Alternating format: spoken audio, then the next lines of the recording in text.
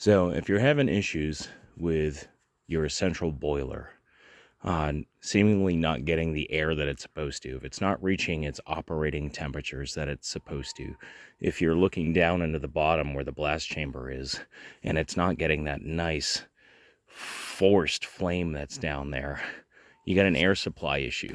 There's a couple things that you can check in here.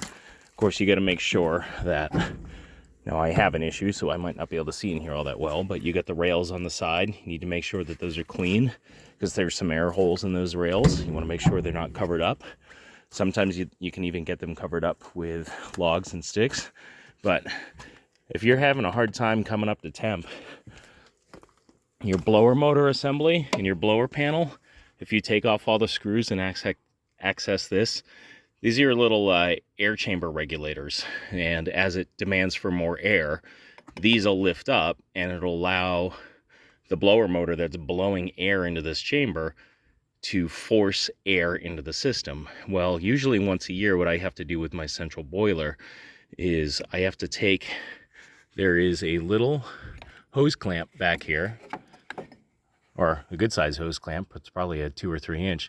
So loosen that hose clamp up. I just make sure I kill the power at the control panel, and look at that. That thing's full of creosote. That's why I'm having air supply issues. So I do scrape down the creosote inside the where the wood is a good amount, but usually once a year it gets backfed down into here. So I've even had it so that this little pot is full. There's only a tiny bit in it this time, but scoop this stuff out, put it all together. I shouldn't have an air problem anymore.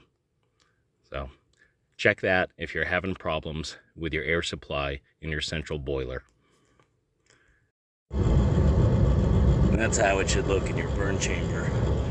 I got a little bit more ash in there than I should at the moment. A little bit more coals because I haven't emptied it out. It wasn't running up to temp. But you should be getting that blast of flame down there.